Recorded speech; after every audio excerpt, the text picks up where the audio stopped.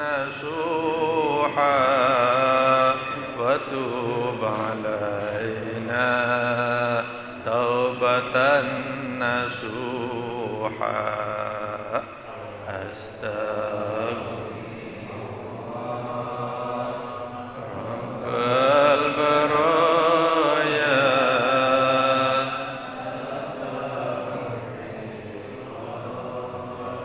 من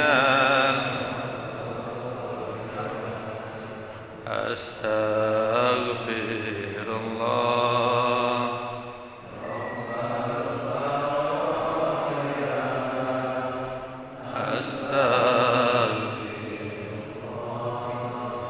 من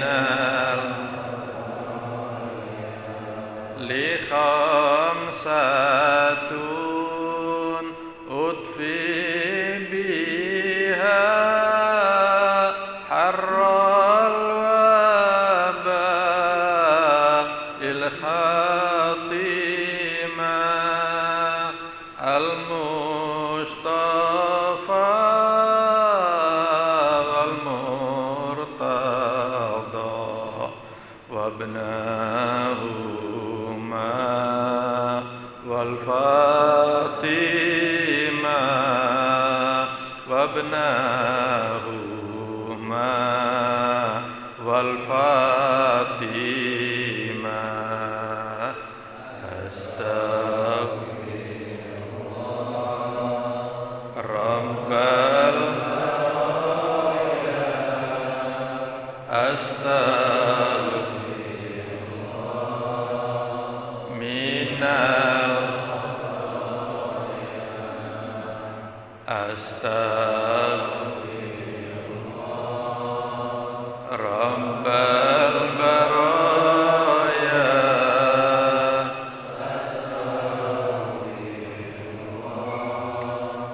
من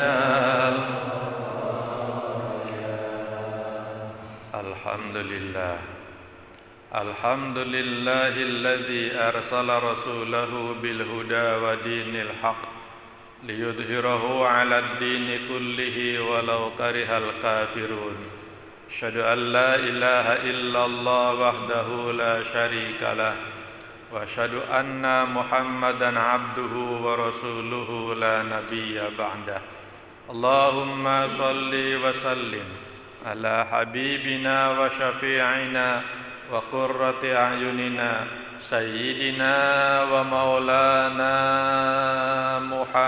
محمد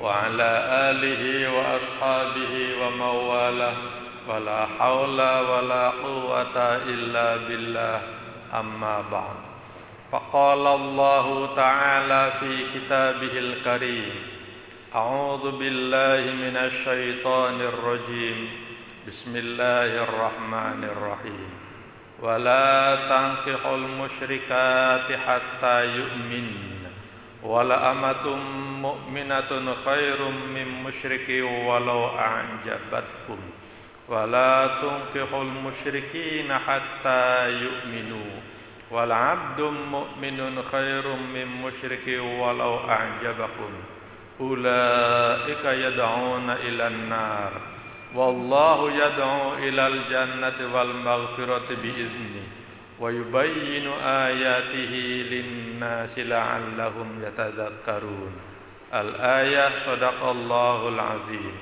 وصدق رسوله النبي الكريم ونحن على ذلك من الشاهدين والشاكرين والحمد لله رب العالمين.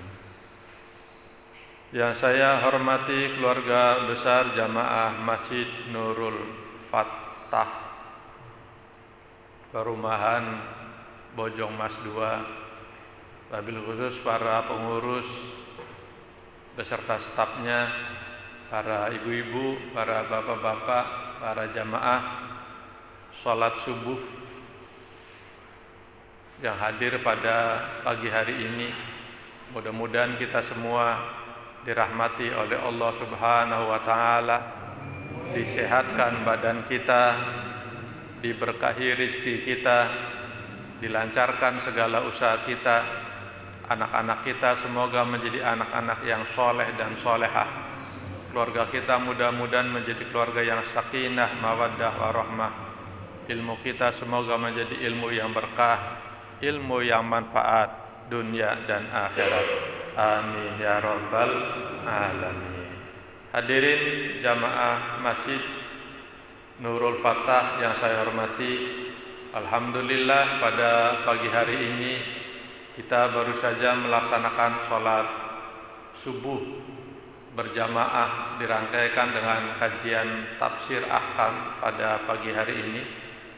Dan kita bangun dari, ya mungkin ada di antara ibu-ibu dan jamaah bangun dari jam 4 ya. Ada yang sudah mepet-mepet mau subuh, dan kita alhamdulillah sempat melaksanakan sholat qobliyah subuh. Dan mungkin ada di antara kita juga yang melaksanakan sholat sunnah fajar. Salah satu di antara sholat sunnah yang pahalanya besar itu adalah sholat sunnah fajar. Itu perbandingannya adalah khairum minad dunya wa ma fiha. Sholat sunnah fajar itu pahalanya lebih baik, lebih besar daripada dunia beserta seluruh isinya. Udah sering belum sholat sunnah fajar? Sering, alhamdulillah. Cukup 2 rakaat ya, jangan banyak-banyak. Nah, untuk sholat sunnah fajar itu saya kasih mukadimah dulu. Sholat sunnah fajar itu yang bagus di rumah apa di masjid, Pak? Di rumah apa di masjid? Sholat sunnah fajar yang bagus dilaksanakan di rumah apa di masjid? Ada yang di masjid, ada yang di rumah. Di rumah apa di masjid? Ini di sini rumah, di sini di masjid. Wah, beda. Ada 2 kubu ini. Kubu 01, kubu 02 gitu. Kubu 01 di rumah, kubu 02 di masjid. Ini enggak kubu-kubuan ya, berdasarkan ilmu yang di tengah. Konstitusi ilmu. Sholat sunnah fajar itu yang bagus jamaah dilaksanakannya di rumah ya. Dilaksanakan di rumah, cukup 2 rakaat.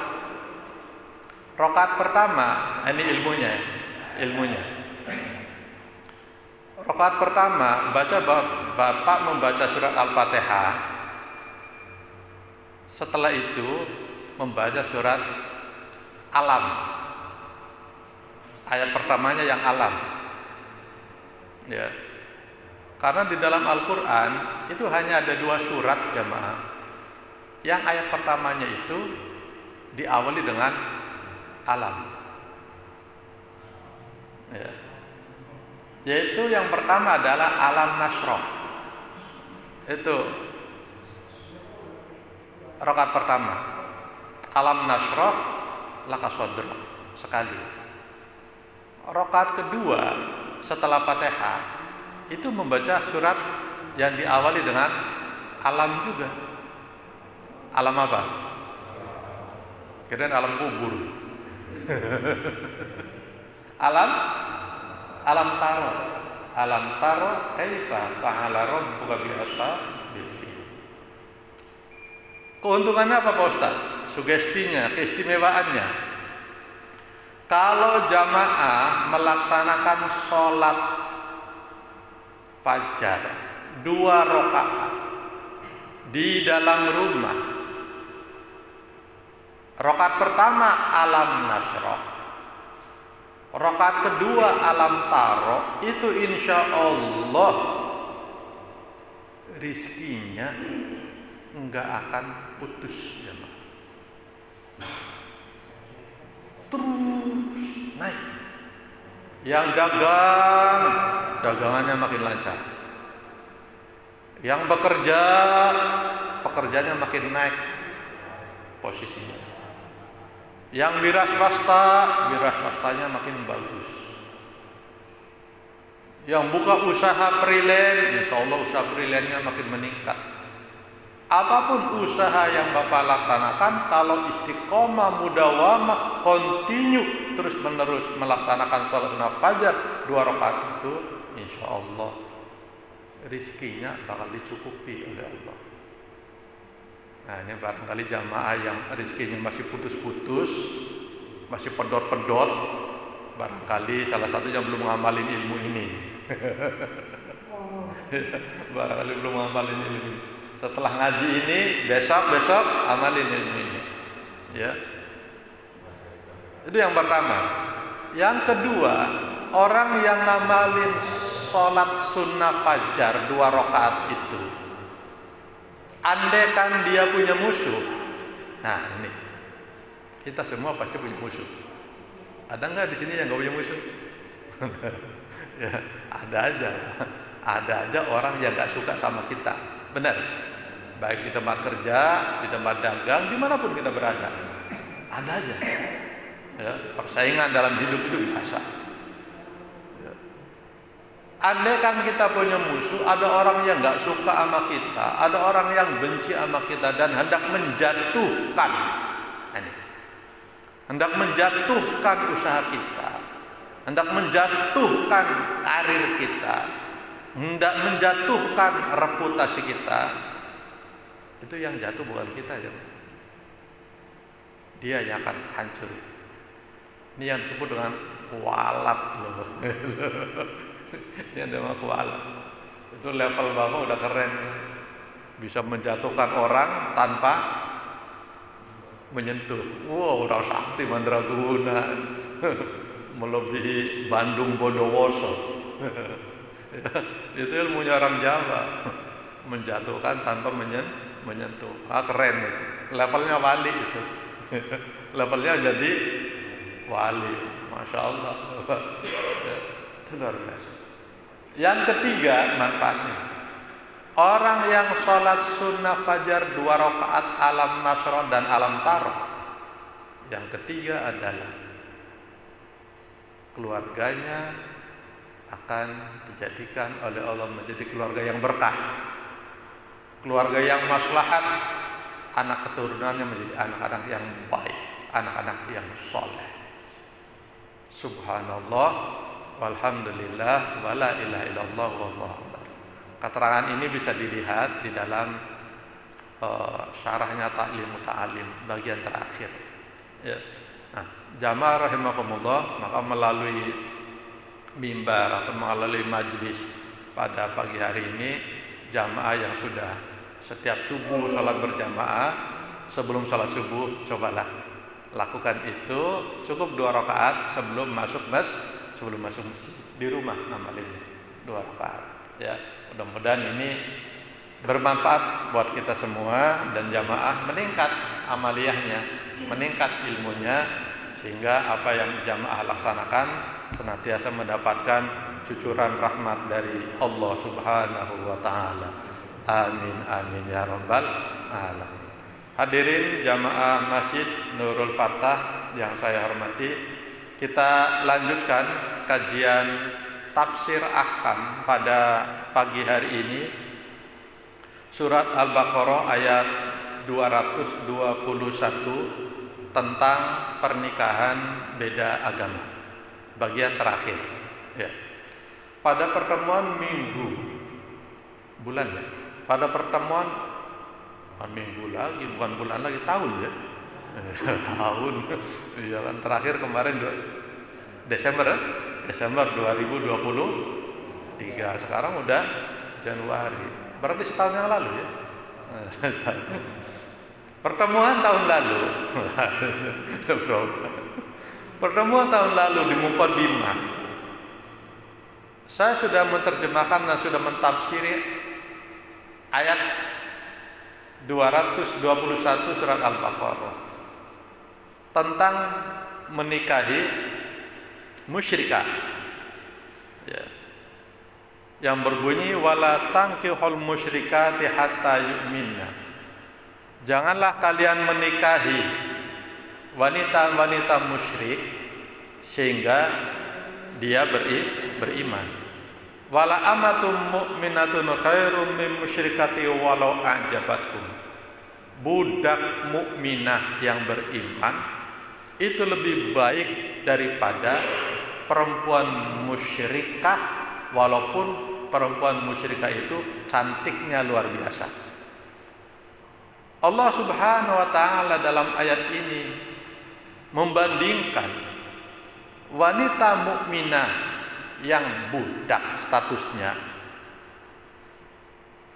bukan hanya sekedar budak, udah budak hitam kere, kasta terendah dalam kehidupan masyarakat, ya. Budak itu kan adalah kasta terendah dalam kehidupan di masyarakat. Walaupun sekarang sudah tidak ada budak, ya. Itu budak yang mukminah, yang amat hitam jelek, kata Allah lebih bagus daripada menikah dengan wanita cantik tapi musyrikah. Itu luar biasa bagian. Nah, ayat ini jamaah, asbabul nuzulnya itu turun kepada seorang sahabat bernama Abdullah bin Rawaha. Ini asbabun nuzul. Abdullah bin Rawaha itu salah satu sahabat Nabi yang beliau gugur di dalam peperangan Mu'tah, ya. Dalam perang Mu'tah itu termasuk perang yang besar dalam sejarah Islam, karena 3 sahabat utama Rasulullah, termasuk yang membawa roya, yang membawa bendera peperangan, itu gugur, ya. 3 sahabat ini, yang pertama adalah Ja'far bin Abu Thalib, atau kakaknya Ali bin Abi Thalib. Yang kedua Zaid bin Harisah, seorang kutabul wahyi, termasuk pencatat wahyu. Dan yang ketiga adalah Abdullah bin Rawaha, itu gugur dalam perang itu, ya. Abdullah bin Rawaha itu punya budak. Suatu hari budaknya itu melakukan kesalahan. Budaknya ini udah beriman. Ketika budaknya melakukan kesalahan, marah Abdullah bin Rawaha itu sampai falatomahu, hadisnya begitu, diludahin ke budak, diludahin, ya. Nangis budaknya, dan Abdullah bin Rawaha itu sedikit ada penyesalan. Lalu mengadu kepada Rasulullah, ya Rasul, saya tadi marah sama budak. Kenapa kamu marah? Diterangkan begini. Apa yang kamu lakukan? Saya ludahin, Pak. Kata Rasulullah, budak itu statusnya bagaimana? Budak itu statusnya dia beriman pada Allah, melaksanakan sholat, juga melaksanakan puasa, dan wudhunya pun bagus. Rasulullah istighfar, kamu sudah kelewatan. Dia itu orang beriman, nggak pantas kamu lakukan seperti itu. Dia sudah membaca 2 kalimat syahadat dan mengakui bahwa saya adalah Rasulullah. Betapapun rendahnya amat itu, kamu nggak boleh melakukan perbuatan seperti itu. Amatnya itu, budaknya itu hitam, kurus, kerempengnya jelek, namanya budak, ya. Ya. Melihat kondisi begitu, Abdullah bin Rawaha menyesal, lalu dia di hadapan Rasulullah, ya Rasul, untuk menebus kesalahan saya, budak itu saya merdekakan, sekaligus saya nikahi. Akhirnya Abdullah bin Rawaha itu memerdekakan budaknya sekaligus menikahi budak tersebut, karena budak tersebut itu beriman. Dan apa yang dilakukan oleh Abdullah bin Rawaha itu direspon oleh Allah Subhanahu wa taala. Keren gak tuh? Keren jamaah, amalan seorang sahabat direspon oleh Allah Subhanahu wa taala, yang mampu seorang tokoh umat pada zaman itu, Abdullah bin Rawaha, bisa menikahi seorang budak. Maka pujian Allah, wala amatum mu'minatun khairum min musyrikati walau a'jabatkum. Menikah dengan budak yang mukminah itu lebih baik daripada menikahi perempuan musyrikah walaupun perempuan musyrikah itu cantik, menggiurkan, mengagumkan. Subhanallah. Ya. Nah, jamaah rahimakumullah. Kelanjutan daripada ayat ini adalah wala 'abdun mu'minun khairum min musyrikin walau a'jabakum ulaika yad'una ilan nar wallahu yad'u ilal jannati wal maghfirah bi idzni wa yubayyinu ayatihi lin-nasi la'allahum yatadzakkarun. Seorang budak yang beriman itu lebih baik daripada laki-laki musyrik. Walau a'jabakum, walaupun laki-laki musyrik itu mengagumkan dari segi hartanya, kekayaannya, kegantengannya. Ulaika yad'una ilan nar. Mereka wanita musyrikah dan lain-lainnya itu yad'una ilan nar, mendorong, mengajak untuk masuk ke dalam neraka. Ya. Menikah dengan musyrikah, menikah dengan orang kafir itu sama dengan menjerumuskan diri kita masuk ke dalam neraka. Sedangkan wallah yad'u ilal jannati wal maghfirati ini. Sedangkan Allah mengajak kepada kita untuk masuk ke dalam surga dan ampunannya. Masya Allah. Ini yang menarik dalam ayat ini ya, yang harus kita garis bawahi. Perbandingannya adalah orang yang menikahi dengan musyrikat itu sama dengan mendorong masuk ke dalam neraka. Sedangkan Allah mengajak kita masuk ke dalam surga dengan menikah sama wanita mukmin. Berarti wanita mukminah, istri kita yang ada di rumah itu kan statusnya wanita mukminah kan? Adalah orang yang mengajak kita masuk ke dalam surga. Ya, istri kita yang ada di rumah itu adalah surga kita ya, Pak. Ya. Kenapa bisa begitu? Sebab berkahnya kita punya istri, kita tidak maksiat. Betul ya, Mas? Coba sebulan aja ditinggalin sama istri, ngayap nggak kira-kira? Sebulan ditinggalin istri, ngayap kita. Kenapa kita bisa anteng ada di rumah? Karena di rumah ada istri, Pak. Maka istri kita itu adalah surga kita. Ya. Teman, surga yang satu ini surga yang aneh. Karena masih suka ngambek. Istri kita masih suka ngambek.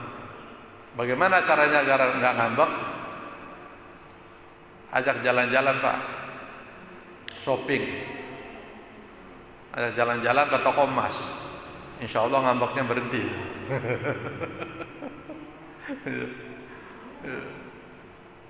Hadirin jamaah rahimakumullah.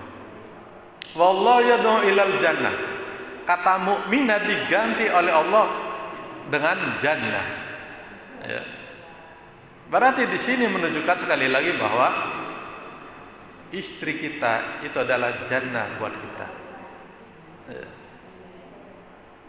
Wal maghfirati bi idzni, dan ampunan dengan izinnya, wa yubayyinu ayatihi lin-nasi la'allahum yatadzakkarun, dan wa yubayyinu ayati, dan menjelaskan ayat-ayatnya Allah lin-nasi kepada manusia la'allahum yatadzakkarun, semoga mereka itu diingat. Hadirin jamaah Masjid Nurul Fatah yang saya hormati. Lalu bagaimana hukumnya? Sekarang masuk kepada hukum. Tadi udah tafsirnya ya, lanjutan dari tahun kemarin, Desember 2023. Kita masuk kepada wilayah hukum, karena ini sesuai dengan nama kitabnya adalah kitab tafsir ahkam. Tafsirnya dulu, baru hukumnya. Bismillahirrahmanirrahim. Al-hukmul awal, hal yahrumu nikahul kitabiyat. Apakah hukumnya haram menikahi wanita ahli kitab? Jamaah rahimakumullah, pada pertemuan yang lalu saya juga sudah menjelaskan harus dibedakan antara musyrik dengan kafir. Betul nggak Pak? Apa bedanya orang musyrik dengan orang kafir? Masih ingat nggak? Saya ulang lagi ya, biar Bapak nggak salah pengertian. Orang musyrik itu adalah orang yang tidak memiliki Tuhan, ya, penyembah berhala, penyembah patung, kemudian penyembah pohon, penyembah gunung. Masih banyak Pak sekarang yang orang nyembah gunung itu, ya, penyembah laut. Itu kan orang yang nggak punya Tuhan, disebut dengan orang musyrik, ya. Atau orang ateis, orang yang tidak memiliki Tuhan. Di Jepang ada agama Shinto namanya, dia menyembahnya apa? Matahari, disebut dengan negara matahari terbit. Itu termasuk musyrikah. Nah, mereka yang statusnya musyrik, yang tidak memiliki agama, itu secara mutlak hukumnya haram menikah dengan mereka. Ini harus dipahami. Kemudian di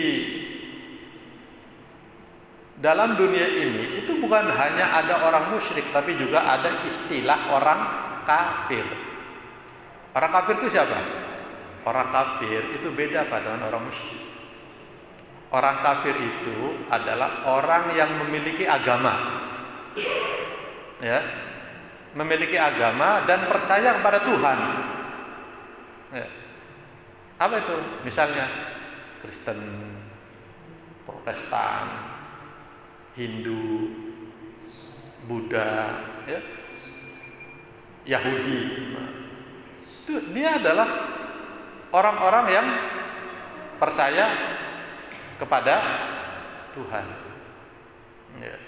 Itu disebut dengan orang kafir. Dikatakan kafir karena Tuhannya banyak, bukan hanya satu. Mestinya dia percaya hanya kepada satu Tuhan, yaitu Tuhan yang lam yalid walam yulad walam yakul lahu kufuwan ahad, yang laisa kamitslihi syai'un wa huwas samiul basir. Dialah Allah Subhanahu wa taala, ya. Itu orang kafir. Sekarang kita masuk kepada orang kafir, ahli kitab. Ahli kitab itu siapa? Ahli kitab itu ya orang Kristen, orang Yahudi. Itu kan ahli kitab. Kristen kitabnya adalah Injil. Yahudi kitabnya Taurat. Itu disebutnya dengan ahli kitab. Nah, boleh nggak kita menikahi mereka itu musyrikat? Saya bacakan ayatnya. Bismillahirrahmanirrahim. Dalla qauluhu ta'ala wala tankihul musyrikati hatta yu'minna ala hurmati nikahil majusiyat wal wasaniyat. Firman Allah Ta'ala dalam surat Al-Baqarah ayat 221 itu yang berbunyi wala tankihul musyrikati hatta yu'minna, itu menunjukkan bahwa menikah dengan wanita musyrikah itu hukumnya mutlak haram. Satu, ya, yang harus diingat. Wa ammal kitabiyat fayazuzu nikahuhunna liqauli ta'ala fi suratil Maidah wa ta'amul ladzina utul kitaba hillul lakum wa ta'amukum hillul lahum wal muhsanatu minal mu'minati wal muhsanatu minal ladzina utul kitab. Al-ayat sadaqallah. Adapun menikahi, ini jamaah, adapun menikahi wanita ahli kitab, yaitu Nasrani, Yahudi dan Nasrani, fayazuzu nikahuhunna, itu diperbolehkan menikah dengannya. Ya. Liqaulihi ta'ala, berdasarkan firman Allah Ta'ala dalam surat Al-Maidah, wa ta'amul ladzina utul kitaba hillul lakum wa ta'amukum hillul lahum. Makanan-makanan yang diolah oleh ahli kitab itu halal buat kalian, dan makanan-makanan yang diolah oleh kalian pun itu halal buat mereka. Nah, kelanjutan ayat itu adalah wal muhsanatu minal mu'minat wal muhsanatu minal ladzina utul kitab. Itu diperbolehkan. Ya. Kalau makanannya diperbolehkan, maka menikah dengan mereka pun itu diperbolehkan. Ai al-afifat min al-kitab. Wa hadza qaulu jumhuril ulama. Ini adalah konsensus kaulnya jumhurul ulama, mayoritas para ulama. Mayoritas para ulama menyepakati dan menyetujui bahwa nikah dengan ahlul kitab itu diperbolehkan. Ya. Kendati demikian, ada seorang sahabat bernama Ibnu Umar radhiyallahu anhuma ila tahrimi nikahil kitabiyah. Ibnu Umar itu anaknya Umar bin Khattab, itu melarang menikahi wanita ahli kitab.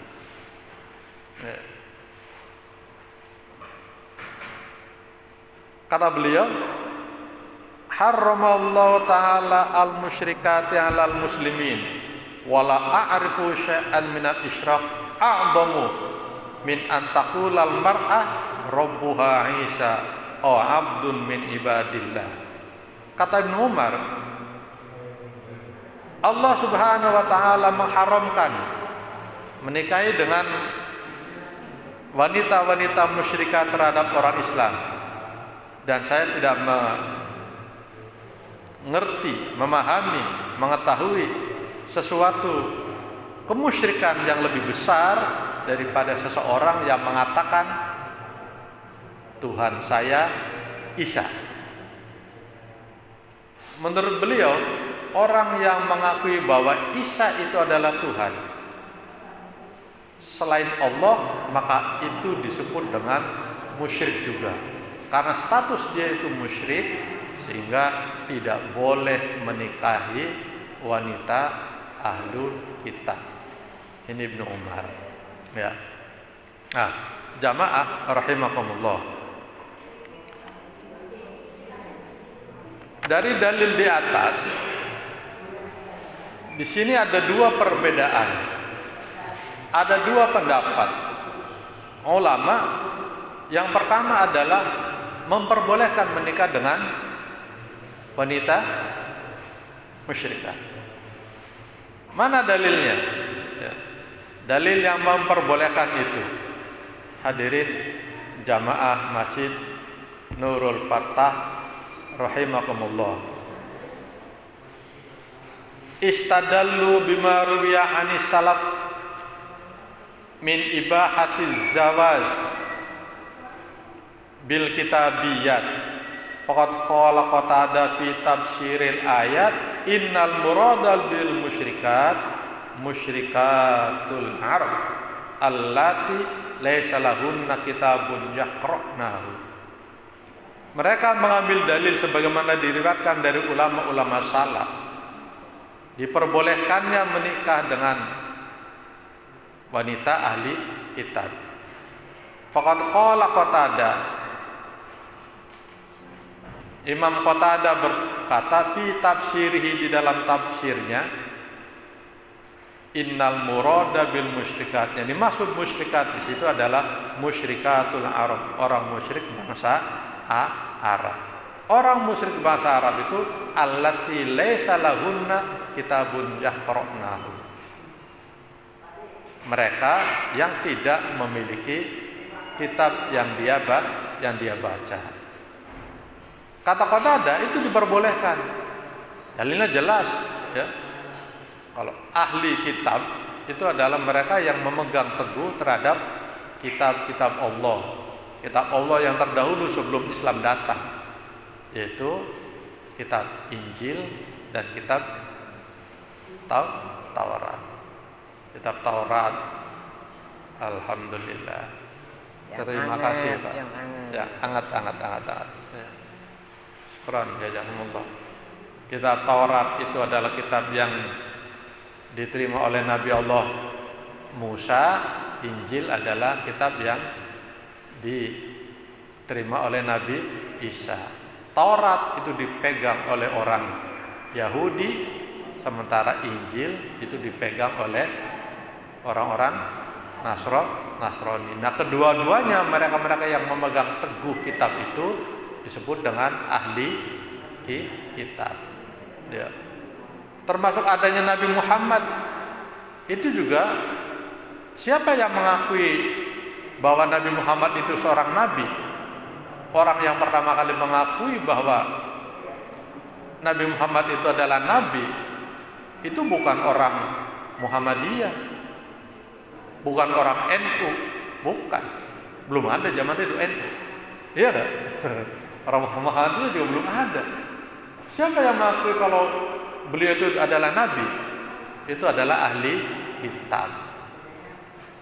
Ketika Nabi misalnya duduk di sebuah pohon, ya kan? Masih kecil.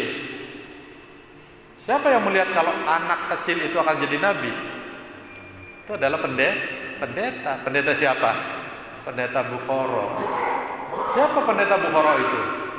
Ahli kitab. Dia seorang Nasrani. Ya. Itu pengakuan yang real dari seorang ahli kitab bahwa anak kecil itu akan menjadi nabi.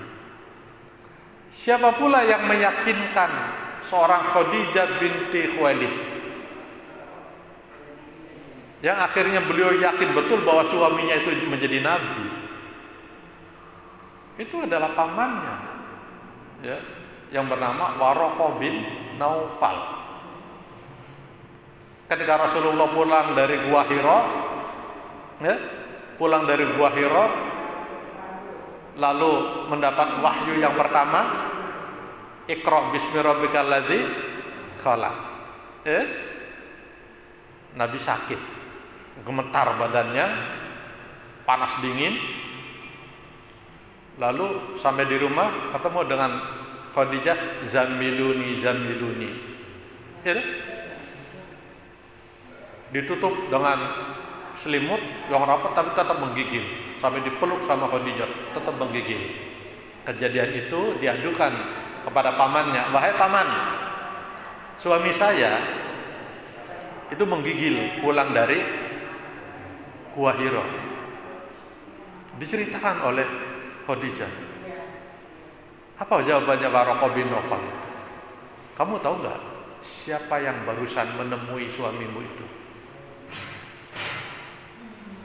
Dia adalah Jibril. Kata Waraqah, dia adalah Jibril, dan beri kabar gembira. Dan gembiralah kamu bahwa suamimu itu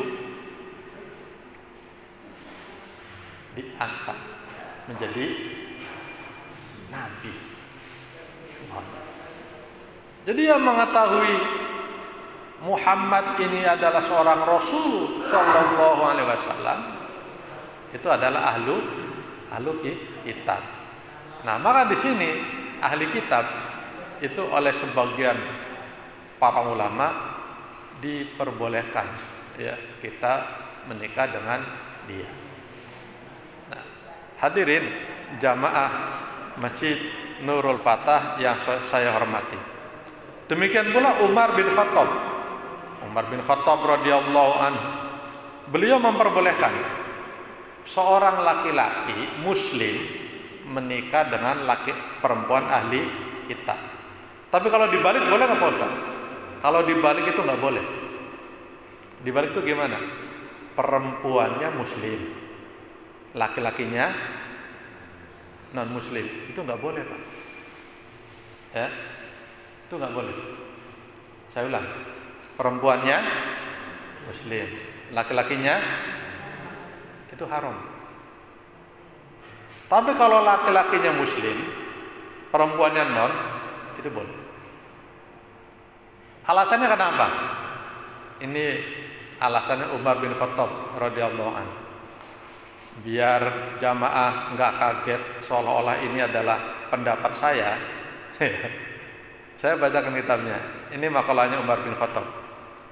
Bismillahirrahmanirrahim.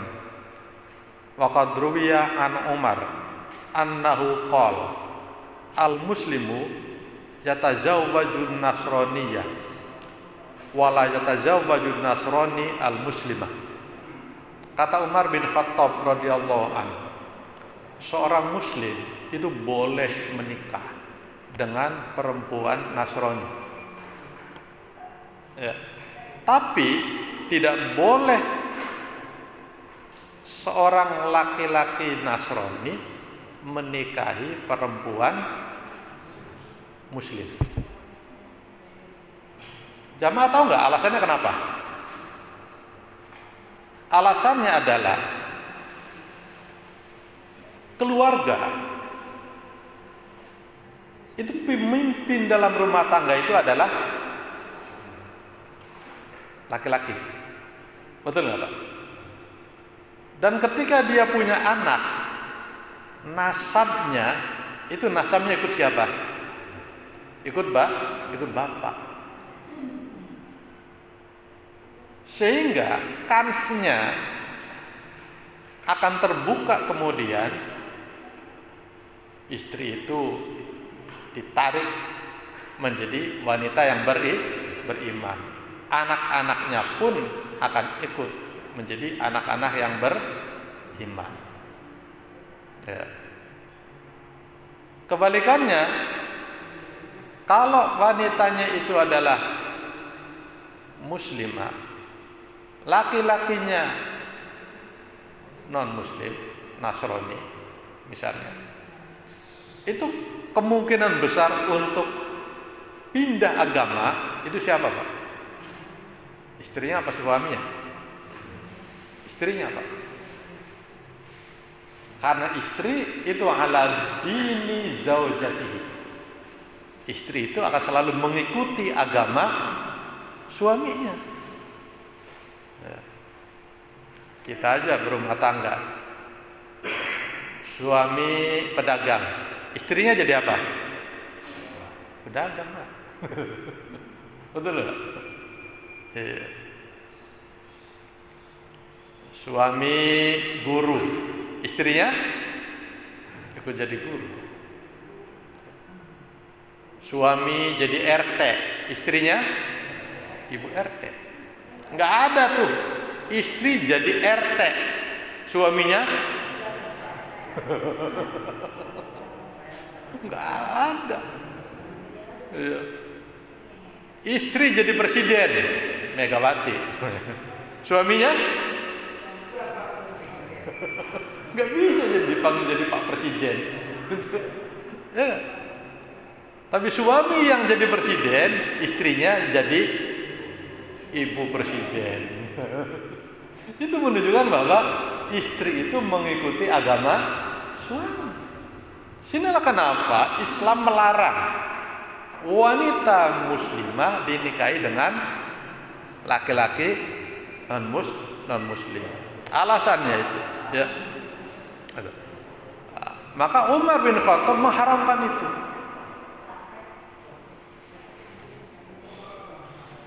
Kendati demikian, alhamdulillahnya negara kita itu negara yang menganut ajaran-ajaran agama Islam. Undang-undang pernikahan itu digodok oleh orang-orang yang ahli agama, sehingga pernikahan beda agama di Indonesia, ya, itu masih mengacu undang-undang yang dikeluarkan oleh Kementerian Agama yang sudah diatur sedemikian rupa. Dan di negara kita itu kalau pernikahan beda agama, aturannya adalah salah satu daripada kedua pasangan itu harus pindah agama. Betul Pak? Laki-lakinya muslim, perempuannya non muslim. perempuannya itu harus pindah. Hanya di negara luar yang memperbolehkan pernikahan itu. Ya. Australia misalnya, itu banyak orang-orang Indonesia yang beda agama, karena di Indonesia nggak boleh, nikahnya di luar. Mencari negara yang memperbolehkan nikah beda agama. Ya. Nah, ini jamaah. Hadirin jamaah Masjid Nurul Fatah rahimakumullah.